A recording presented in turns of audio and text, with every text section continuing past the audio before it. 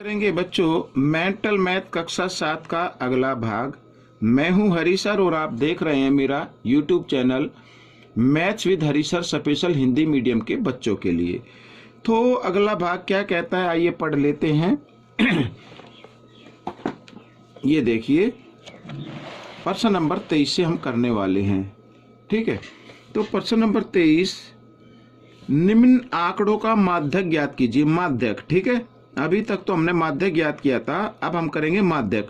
माध्यक ज्ञात करने के लिए आपको क्या करना होगा, आपको ये जो संख्या लिखी है इसको आरोही क्रम में लिखना है या अवरोही क्रम में लिखना है।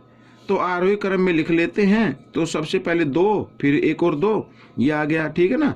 फिर है 3, तो 3 भी 2 बार है तो 2 बार लिख लेते हैं इस तरीके से।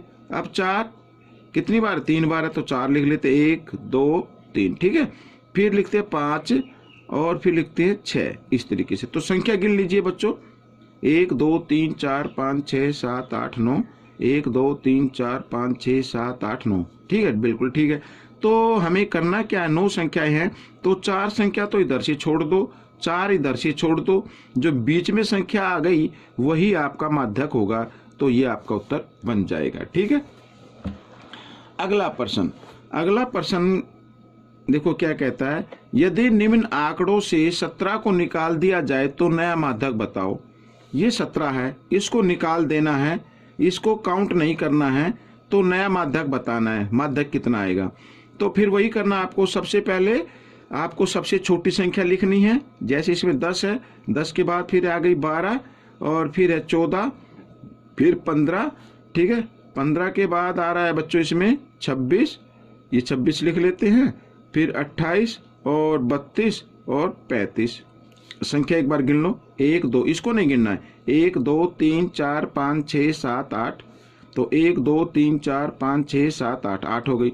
तो अगर हम 4 इधर से छोड़ें तो बीच में तो कुछ नहीं बचा, तो हम क्या करेंगे, 3 छोड़ेंगे, 3 इधर से छोड़ दीजिए, 3 इधर से छोड़ दीजिए, और जो बीच में संख्या बची है उनको आपको कर देना है जमा और कर देना 2 से भाग, यही आपका नया माध्यक बन जाएगा। 6 और 5 11 का 1 का हासिल 1, 2 और 1 3 और 1 4, इस तरीके से। तो 2 से जब इसको भाग देंगे तो 20.5 आ जाएगा बच्चों आपका नया माध्यक, ठीक है। आप भाग करके देख सकते हैं। प्रश्न नंबर 25 क्या कहता है, देखो 7 संख्याओं का माध्यक 25 है, ठीक है। कोई 7 संख्याएं हैं ऐसे, 4 5 6 7, इसका माध्यक कितना है, 25 है। यदि प्रत्येक संख्या को 2 से भाग कर दिया जाए तो नया माध्यक क्या होगा। अब बच्चों देखो ये संख्याएं हैं, अगर इसको 2 से भाग कर देंगे तो माध्यक भी तो आधा हो जाएगा ना, 2 से भाग हो जाएगा। तो हम क्या करेंगे, इस 25 को ही 2 से आप भाग कर दीजिए, 2 से जब भाग करेंगे तो आ जाएगा 12.5, तो ये आपका उत्तर बन जाएगा। आप भाग करके देख सकते हैं। सॉरी, यहाँ पर इधर करता हूँ, 25 को 2 से भाग करना है, 2 एकम 2, इस तरीके से पूरा भाग करना है। 2 दूनी 4, यहाँ पर 1 बच गया, आगे कोई अंक नहीं है, दशमलव लगा के 0 2 पंजे 10, ऐसे पूरा कर देना है, ठीक है। तो ये आपका उत्तर आ गया।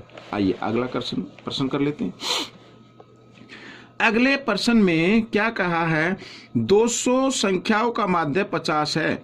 बाद में पता चलता है कि 2 संख्याओं को यानी 192 और 68 की जगह गलती से 92 और 8 पढ़ा गया, सही माध्यक बताओ। तो इस प्रश्न को हल करने के लिए आपको क्या करना होगा, पहले 200 संख्याओं का योग निकाल लो। 200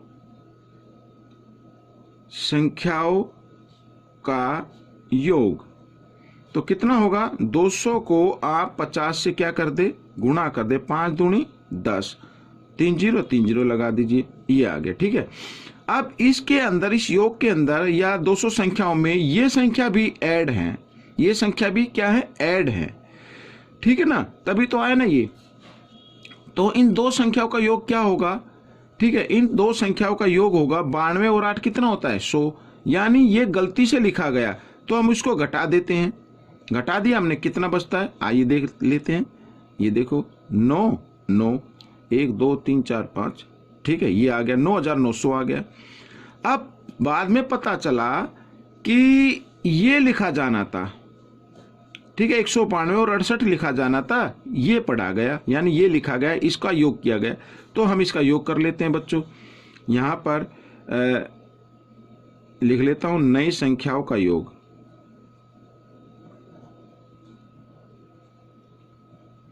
नई संख्याओं का योग 192 और 68 कितना आता है? 8 और 2 10, ठीक है। 6 और 9 हो गए 15 और 1 16 का 6 का असल 1 और 1 2, 260 हो गया। तो हम क्या करेंगे, इसमें 260 ऐड कर देते हैं। तो योग कितना बन जाएगा? 0 6 यूं का यूं, और यहाँ पर जो सैकड़े पर 2 इधर 9 है, 9 और 2 11 का 1 का असल 1 9 और 1 10, ये आ गया बच्चों। अब ये क्या है? ये 200 संख्याओं का योग है, नया योग, ठीक है। इसको हटा दिया हमने और इसको ऐड कर दिया। तो ये पूछा कि नया माध्य क्या होगा। तो इस योग को यहाँ पर मैं आपको 10,160 को 200 से क्या कर देते बच्चों? भाग कर देते। तो 0 से 0 हो गई। आइए इसको मैं भाग कर लेता हूँ इधर। तो 10 16 को क्या करना है? 20 से भाग करना है, 20 पंजे 100, ठीक है। यहाँ पे बचा 1, अगला अंक उतारा 6। अब पाड़ा तो चलेगा नहीं, तो हम क्या करेंगे? 0 लगा के 10 लगा देते हैं, 1 0। तो 20 8 160। तो नया माध्य आपका क्या आएगा? 50.8। तो ये आपका उत्तर बन गया, ठीक है। इस तरीके से आइए अगला प्रश्न हल कर लेते हैं। अब यहाँ पर अगले प्रश्न में क्या कहा है? अगला प्रश्न कहता है निम्न आंकड़ों का माध्य ज्ञात कीजिए यदि इनका माध्य 4.5 है। माध्य दिया हुआ है बच्चों, ठीक है ना। तो माध्य दिया हुआ है तो माध्य हम ज्ञात कर ले। माध्य से x की वैल्यू ज्ञात कर लेंगे, फिर माध्य ज्ञात कर सकते हैं।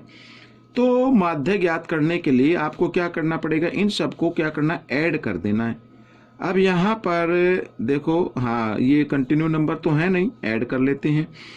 तो 5 + 7 + 7 + 8 + x + 5 + 4 + 3 + 1 + 2 कितनी बार लिखा हुआ बच्चों? ये 1 2 3 4 5 6 7 8 9 10 लिखा। तो इसको अगर हम 10 से भाग कर दें तो क्या आ जाता है बच्चों?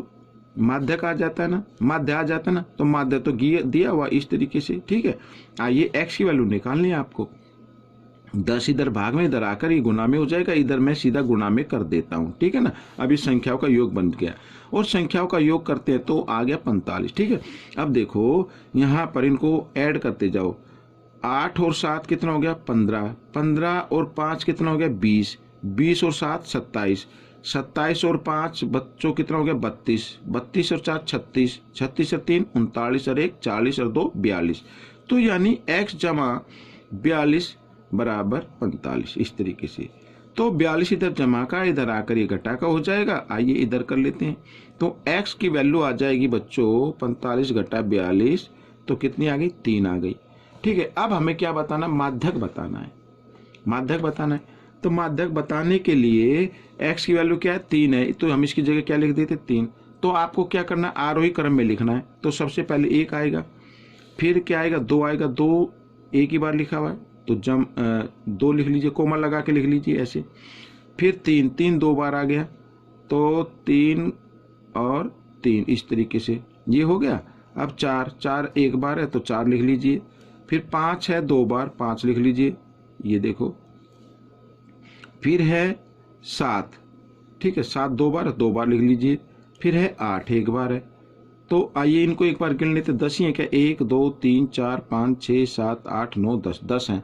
तो आपको करना क्या है? आपको ये करना, 4 संख्या इधर से छोड़ो, 4 इधर से छोड़ो, बीच में जो संख्या बची हैं ये इनको जमा करके 2 से भाग कर दो। 9/2, और 9 को जब 2 से भाग करेंगे तो 4.5 आ जाएगा बच्चों। ये माध्यक आ गया आपका, ठीक है। आइए अगला प्रश्न कर लेते हैं। अगले प्रश्न में देखो क्या कहा है। 3 संख्याओं का माध्य 10 है। 3 संख्याओं का माध्य कितना है? 10। अलग 4 संख्याओं का माध्य कितना है? 12। तो सभी संख्याओं का माध्य ज्ञात करना है। ये करने के लिए आपको योग ज्ञात करना पड़ेगा पहले। आइए लिख लेते हैं। 3 संख्याओं का योग, तीन संख्याओं का योग कितना होगा, जो माध्य है उसको 3 से गुणा कर दीजिए तो आ गया 30। ठीक है, चार संख्याओं का योग, तो यहाँ पर चार संख्याओं का योग, तो जितना माध्य दिया हुआ है उसको 4 से क्या कर दे, गुणा कर दे, 12 चौक 48, तो ये आ गया बच्चों योग आ गया। अब इसको हम दोनों को क्या कर देते हैं, जमा कर देते हैं, 8 और 4 और 3 7, 78, यानी 3 और 4 ये 7 संख्याओं का योग आ गया, 7 संख्याओं का योग आ गया बच्चों ये। ठीक है, 78। अब माध्य निकालना है तो इस योग को 7 से आप क्या कर दे, भाग कर दे। अब ये पूरा भाग तो होगा नहीं, तो इसको हम करके देखते, 7 एकम 7, अगला अंक उतारा तो 7 एकम 7 यहाँ पर, तो इतना ही होगा बच्चों। तो 11 से ही 1/7 ये आपका उत्तर बन जाएगा। ठीक है, अगला प्रश्न। अगले प्रश्न में कहा है निम्न आंकड़ों को आरोही क्रम में लिखा गया है। आरोही क्रम में लिखिए। यदि आंकड़ों का माध्यक 61 है तो x का मान बताना है। तो 1 2 3 4, 1 2 3 4, हाँ बीच वाले अंक ले लेते हैं। तो x जमा 2 और माध्यक निकालने के लिए करते हैं 2 से भाग, लेकिन यहाँ पर तो पहले ही माध्यक दिया हुआ है। अब इस 2 को इधर ले आना है और इनको जमा कर दो, 2x आ जाएगा बच्चों, जमा 2 और 61 गुणा 2, तो 2 एकम 2, 2 छिक 12, इस तरीके से आ गया। अब आपको करना क्या है, अब 2 को ये प्लस जमा 2 है ना, इसको इधर लेके आना है, यानी 2x बराबर 122 घटा 2 बराबर आ गया 120। तो x का मान इधर निकाल लेते, तो x बराबर 120, 2 इधर गुणा में तो इधर आकर ये भाग में आ गया, तो 2 से भाग कर देते हैं, 2 छिक 12, 0 की 0, तो 60 आ गया बच्चों। तो x का मान कितना आ गया, 60 आ गया, ये आपका उत्तर बन गया। अगला प्रश्न कर लेते हैं। अब यहाँ पर बच्चों कल सूरज डूबने की प्रायिकता ज्ञात करना। देखो कितना अजीब प्रश्न दिया हुआ है, कल सूरज डूबने की। अब कल सूरज डूबेगा तो कल तो एक ही दिन होता है ना, ठीक है ना, एक दिन होता है। सूरज कितनी बार डूबता है, वो भी एक ही बार डूबता है, तो एक ही, यानी सूरज डूबने की जो घटना होगी वो एक ही बार होगी। ठीक है, तो इसका जो प्रायिकता होगी वो एक ही आएगा बच्चों। ठीक है ना, यानी दिन की संख्या 1 है और सूरज डूबने की घटना कितनी, 1 है, एक ही बार डूबेगा, तो 1 ही आपका उत्तर बन गया। तो बच्चों ये प्रश्न आपका हल हो गया है। आपको ये प्रश्न कैसा लगा मुझे जरूर बताएं और इसमें से सीखकर दूसरे बच्चों को जरूर सिखाएं। मिलते अगले भाग में, तब तक आप प्रैक्टिस करते रहिए। मेरी वीडियो देखने के लिए आप सभी बच्चों का बहुत बहुत धन्यवाद।